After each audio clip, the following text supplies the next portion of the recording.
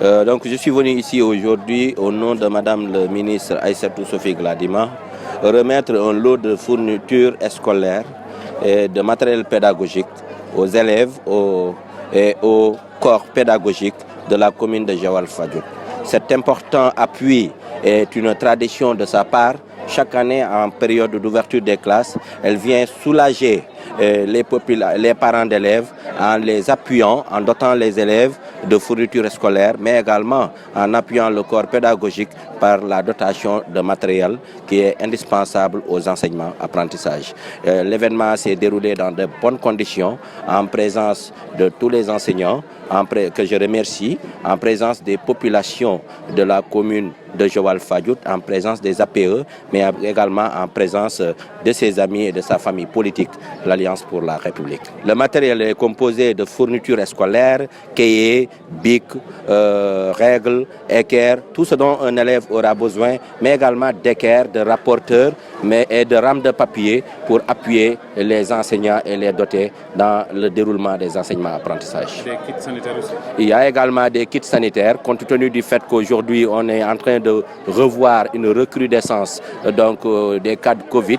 Elle a pensé donner du matériel d'hygiène pour aider dans le respect des mesures barrières, mais également dans le lavage des mains, également dans la prise en charge des besoins des enfants, pour que l'école ne soit pas le lieu de propagation de la maladie à coronavirus.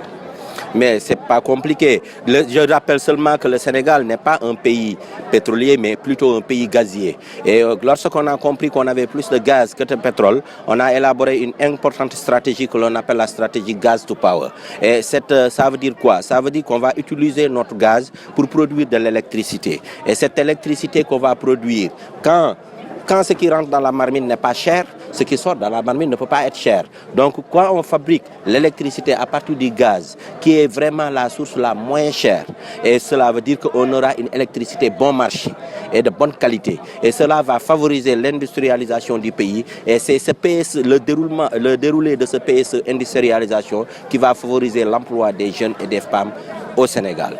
On a pensé également à mettre en place un fonds d'appui au développement du contenu local. Ça veut dire quoi? Ça veut dire que ce fonds va servir à renforcer les capacités de nos jeunes, les étudiants, les élèves, pour qu'ils rentrent dans les métiers du pétrole et du gaz et puissent tirer les recettes de cette rente pétrolière. On va utiliser également ce fonds pour appuyer nos PME, PMI, notre tissu, notre privé local, pour les capacités, pour que tous les marchés qui vont sortir demain dans le domaine du pétrole et du gaz, que ces privés puissent capter ça et que ces ressources restent à l'intérieur du pays et que l'argent puisse circuler. Vous comprenez aisément que si vous faites un minimum d'efforts, vous comprendrez que notre économie va tourner et le Sénégal va changer de visage avec cette vision et cette stratégie. Le fonds sera doté de combien exactement? Le fonds, on ne peut pas parler du montant du fonds, mais on peut parler des sources qui vont alimenter ce fonds.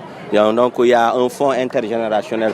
Quand on va exploiter le pétrole, il y aura une partie du fonds qui va rembourser tous les investissements qu'on a eu à faire pour sortir ce pétrole et ce gaz, mais le reste est partagé entre l'État et la joint venture. La joint venture, c'est Petrosen qui nous représente dedans, mais également c'est les autres sociétés pétrolières, notamment les sociétés internationales comme Woodside et BP, qui sont des majors qui, sans leur contribution, on ne pourrait jamais exploiter ce pétrole-là. Donc ils ont également une partie. Mais l'État se rémunère non seulement comme acteur, mais également l'État se rémunère en frappant cette activité d'impôts et de taxes, ce qui fait en tout qu'on pourrait se retrouver entre 57 à 70% du profit oil, c'est-à-dire de l'argent qui ne sert pas à rembourser les investissements. Quand la baisse du coût de l'électricité? Très bientôt, quand on aura le first gaz et qui est attendu en 2023.